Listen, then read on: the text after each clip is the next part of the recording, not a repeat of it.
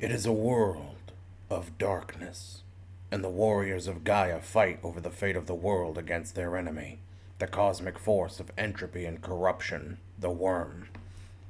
Unbeknownst to mankind, they wage a war against the coming apocalypse, with new cubs taking up the cause to fight with fang, clave, and gun and claw. They give the Wyrm no quarter. They give it only rage. You stand again in the clearing, having just stood in this place the night before. You had warmer food in your bellies, and it was colder outside. Less visible, certainly. Though, strangely, your company was probably more amenable than present. Snow still falls in a constant torrential raining pace, though you can see easily 30, 40, maybe 50 feet ahead of you even. Whereas before, visibility was almost none. Trees on the edge of the clearing are plainly visible. You can see anyone coming openly on any side of you. The snow has still clumped together, but it's a fine powder that you can easily crunch through, especially depending on the form you carry. You've been waiting, and the Wendigo pack have been recovering. You doubt you've won over their respect, or even much goodwill, but there's bigger things at play. Things that time is running out for. So you wait. The scene is yours. I will say that. Question: what form is there Zadok in? Hamid. He has a heavy jacket, the interior having fur. A pair of padded pants and boots cover his feet, though his chest is bare. And his jacket having a substantial hole in the back, thanks to deep roots. Tara would approach Snarls, just saying to keep a lookout for the scent of any worm taint. Niles would simply nod his head. At this point, he'd be in Lupus form. Darren would have, from Krynos, shifted into his hispo and gathered the horn and kept it with the bundle in his mouth. The horn and the beeswax wrapped in the blanket. No stench of the worm's presence lingers. No strange howls, no eerie sensations. You are, if nothing else, for the time being, safe. Could I also roll to see if I can smell that Bragabash coming back? Perception survival. As I'm travelling in my hispo a few meters away from the rest of the pack, I'm scanning the area with my eyes. Though there is no scent of the worm for Snarls to detect, Darren, you do see an odd carving on one of the trees, deep into the bark. It's just a few jagged claw marks, but they're fairly large. You only know one thing large enough that you've seen to leave claw marks like that. You are being hunted. It's clear they've passed through here. I stop in my tracks, turn my head to the pack, and give a low growl to get their attention. Tara looks at him. Turn my head back up to the scratches. I know what that is, yeah? Wits and Primal Urge. You recognize what that is. Claw marks left behind by a very large black spiral Arun. Tara turns to Snarls and asks, "Did you sense anything?" Snarls would shake his head. Snarls, still with the clave beneath his paws. Snarls would say, "No, I haven't sensed anything. They must have passed through here a while ago." All I can say is make sure you stay alert. We can't trust anything right now. Where are Darren and D Prince? Not Darren, Dave. D is sitting not too far away in his hispo form. He has his eyes locked onto the group of defeated Garu, waiting just in case they try to pull something. After their several stunts, he doesn't trust them an inch. Dave is bringing up the rear in his lupus form, carrying his rifle by the strap, dragging it in the snow. Eyes watching the group. From the south, Gnarls is the first one to pick up on it. Darren sees it a few seconds after. You can begin to see the coming of the Ragabash, and more importantly, shifting through the snow behind him, the shape of a large Krynos. 8 feet in height, bearing every distinguishing mark that a Wendigo could hope to be blessed with, showing he is of a pure breed. The Philodox walks. I will say, just like before approaching them to D Prince, we need the Elder Philodox to know we speak the truth, and while we have the disc, we may need a more immediate way for him to know we are honest.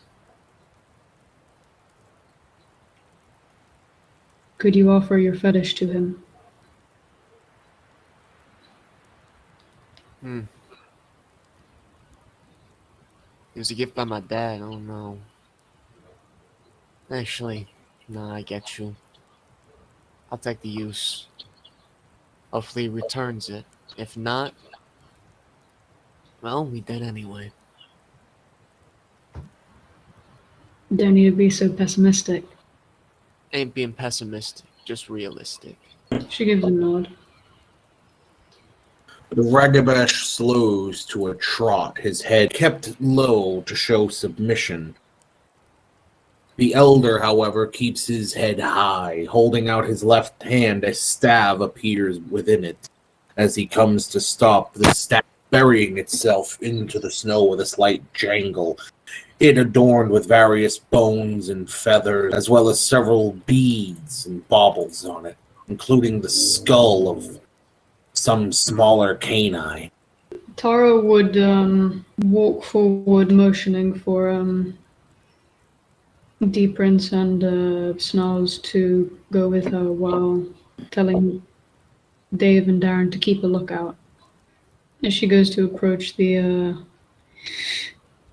Wendigo Elder, before him, lowering herself to one knee before the Elder, showing respect.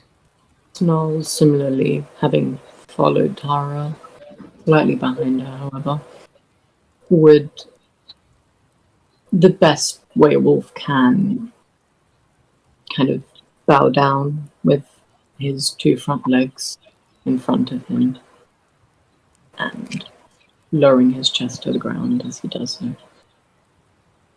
He will do the same. The Elder Garu motions up with his free hand, inviting you to speak with no need to prostrate yourself any further. He will push himself up. Tara stands up and then, with a gesturing with a motion of the head for Snarls to give back the clave. Snarls would take a couple steps back, considering he would have left it further. And with his paw, he would kind of push it forward towards the Elder. We come before you, bringing with us Ice Dagger in his pack, who have violated the litany and attempting to hunt us down, so that they may be returned to the Winter Wolf Sept to face judgment. But what we have come to tell you is of something far more important. She then looks to D Prince. D, having already gotten ready, pulls the earring off and takes a couple steps forward, gesturing for the elder to stick out his hand. In between his two of his front teeth is the earring. Perhaps to your surprise, the elder ignores virtually everything as he bows down over himself, scooping up the clave claimed from Ice Dagger in his pack. To the prostration, to the showing of the earring, to all of it, he seems to look over the clave before looking over Ice Dagger. Moon calves, the lot of you. He then looks to the back to the rest of you. And gestures with the clave, point sweeping over Ice Dagger's pack. So you've decided to spare them despite their hunting you. It is not our place to judge them.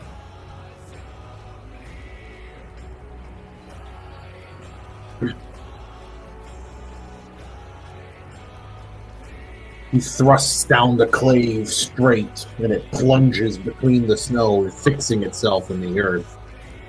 Before holding out his hand, he takes the fetish from D, seeming to recognize it as he rolls it between his fingers so it catches the light.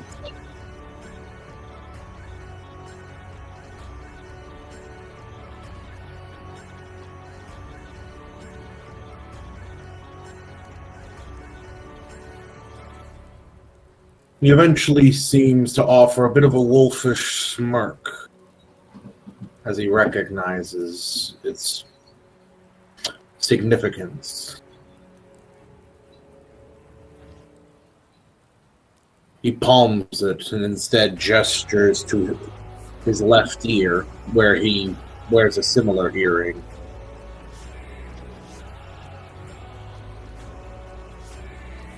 D, noticing this, will nod. The elder puts the ring in the snow where you had previously left the clave for him. D will look to Tara as if asking, "Can I grab it?" She nods. D will take a couple steps forward, grab it, and then attempt to put it back on to the best of his ability in wolf form.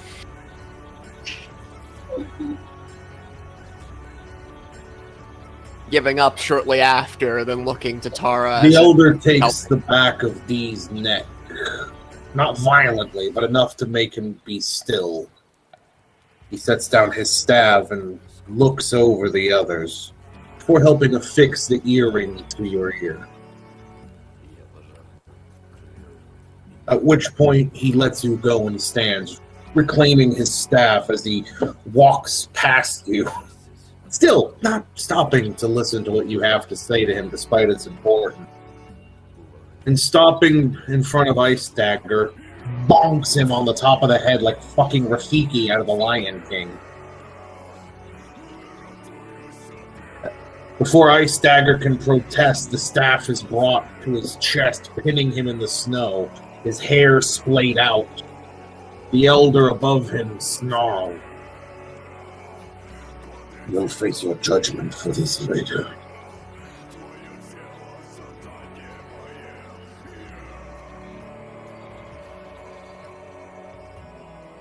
You shame.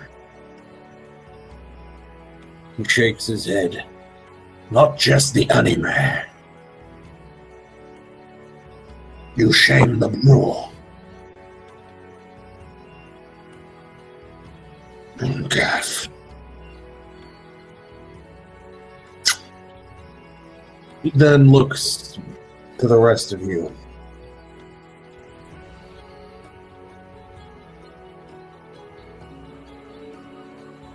What you've done is worthy of respect. Though I have my reasons to still doubt you.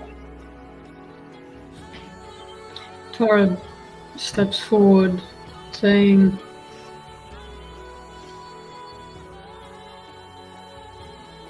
I know there is bad blood between our septs, and that our people haven't always seen eye to eye, but we know that your pups were not killed by the Sept of the Green.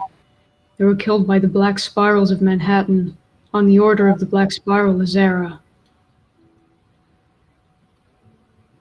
She is leading a mining operation at the Black Wolf mine 6 miles north of here. They have uncovered a large black rock, which is one of the 5 talons of the Wyrm, and is the sky stone which binds the evil spirit, the Narthus.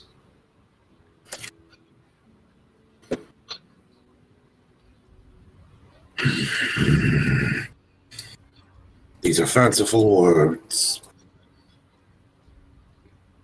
But a pup's words don't mean much without evidence. Despite speaking truth, despite my sympathy for your plight,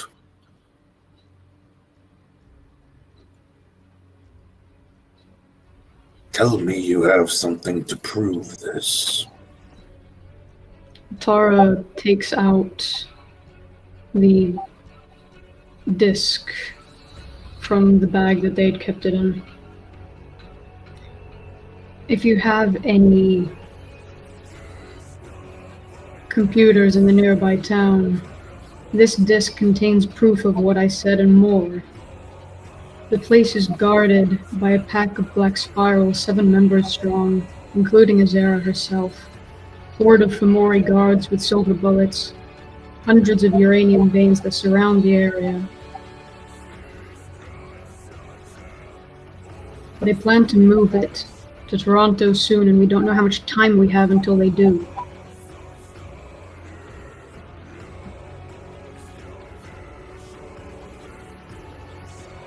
Immediately after Tara finishes, Snarls starts to snarl, as with his name. He growls, saying that creatures of the Wyrm, or servitors of the Wyrm, are soon to approach.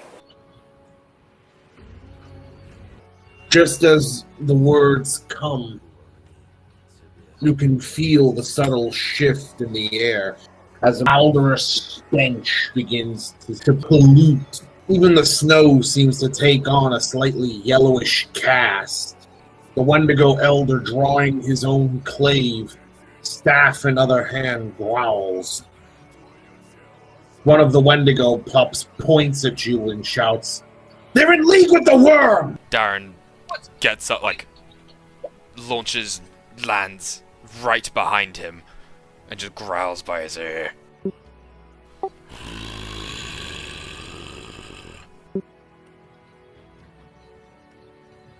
I will rip out your spine for such false accusations. We've got greater enemies right now. He's gonna turn around, face the forest, and insta-shift to Krynos. Yeah, Tara is just trying to see what is coming at them. Cool. I'ma just spend rage to shift into Krynos. Tara shoves the disc back into the bag and then gets ready for whatever conflict is coming. Snarls will insta-shift into his food. No sooner do the Wendigo begin to ready themselves for a conflict, though many of them still facing the pack. As the pack shifts forms preparing and the Elder is stood alert, the Black Spirals appear from the Umbra, snarling. And despite the danger of the Elder Wendigo, the Arun Spiral leaps for Darren. Apparently he holds a grudge.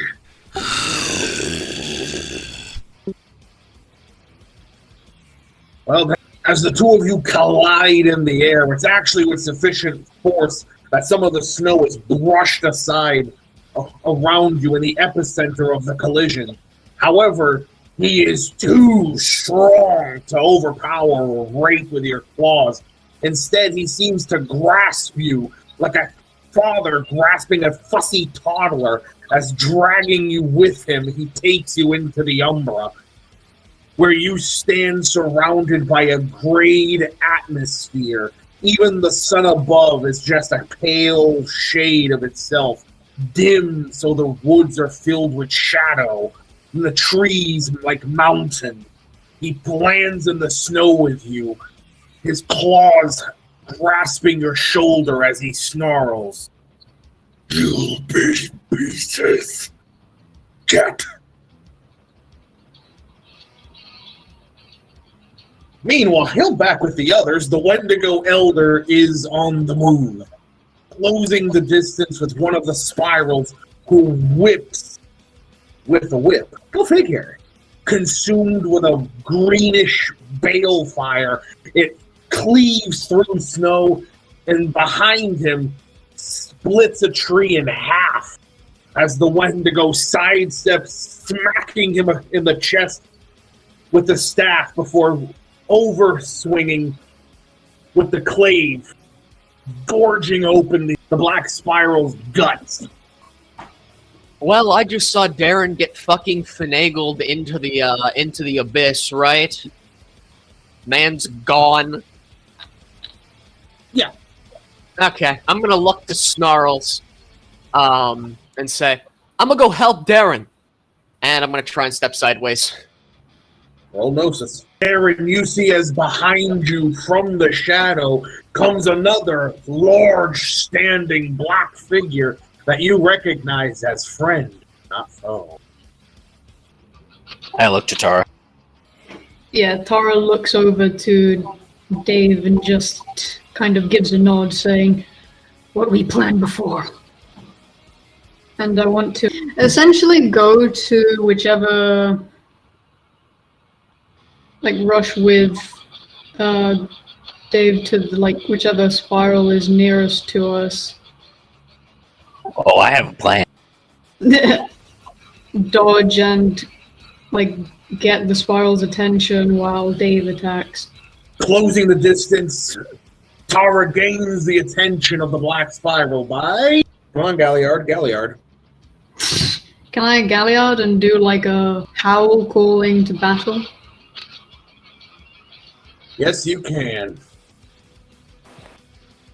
And that seems to get the son of a bitch's attention as you give this ferocious howl that belts out of you, covering the area with this echoing sound that would cause avalanches on mountains.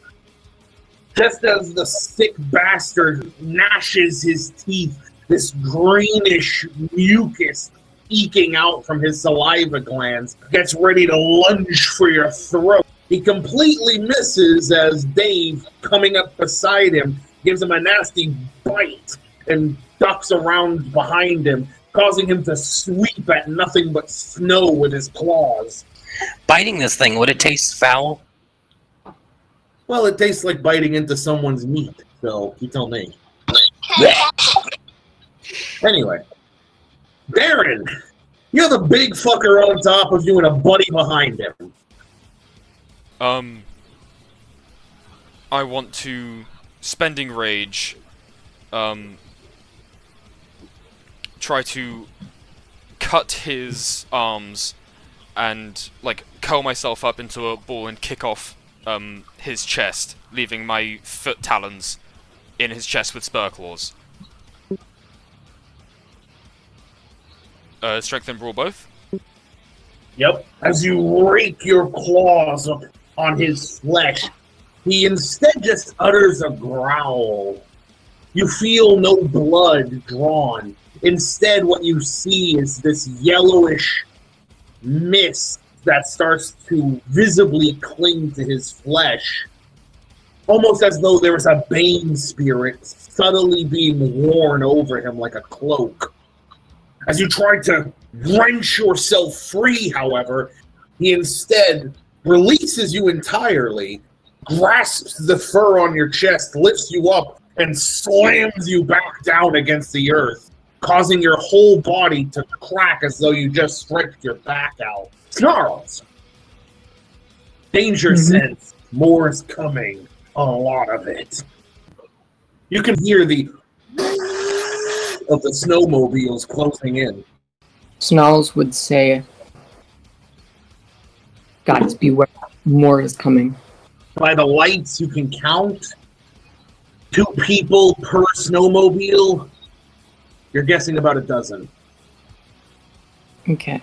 They want you dead.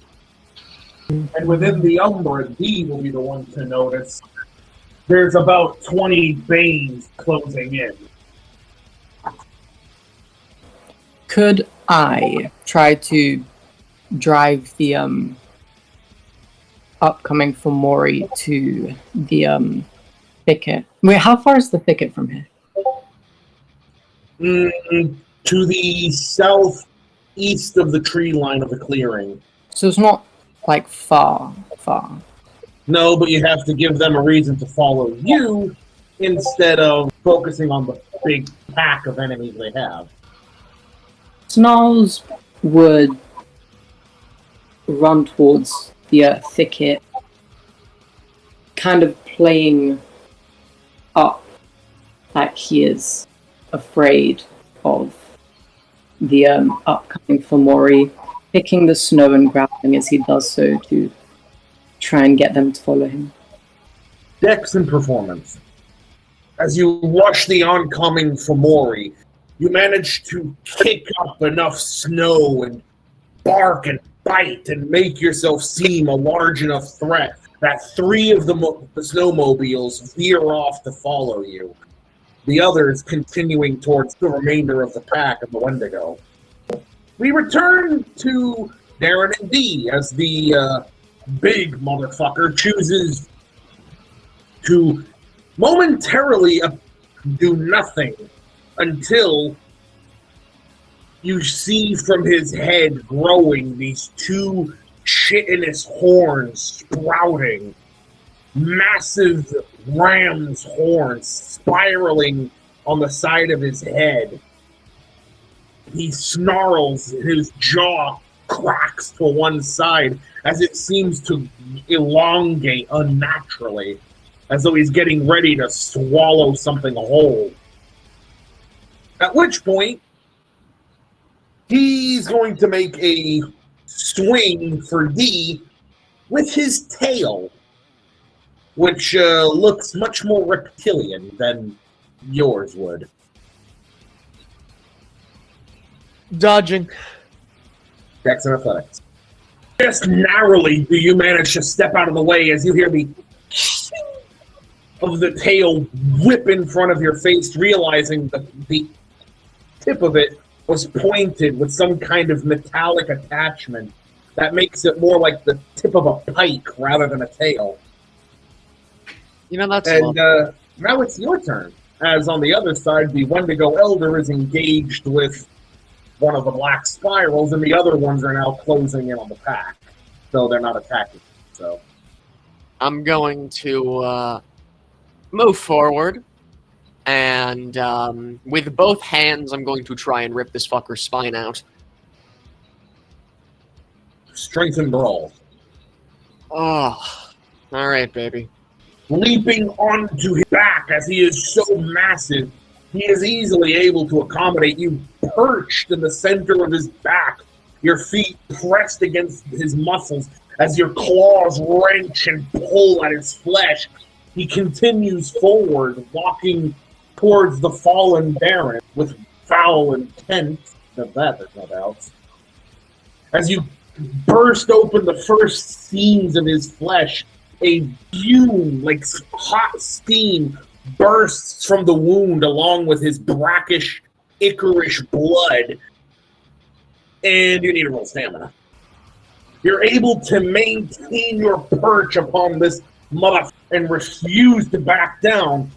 Even as the fur and flesh on the front of your chest and around your lower jaw are scalded as though by boiling steam by the bane protecting this bastard. You can hear it cry out a violent as you wrench open part of his back. Meanwhile, Tara, we come back to you. And the guy who you just helped Dave attack is standing in front of you, pissed off and literally chittering, his canines clacking together as he looks at you with violent twitches and ticks of his whole body, as though he's about to move in a sudden burst of energy. Fuck. You get the impression he is not mentally stable. I think any of these black spirals are mentally stable. Neither is Dave!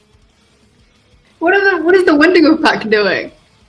The Wendigo pack are engaged entirely with the other black spiral, as two of them are protecting the Zadok, who's down, stepping over him to be ready for the snowmobiles incoming. Oh dear.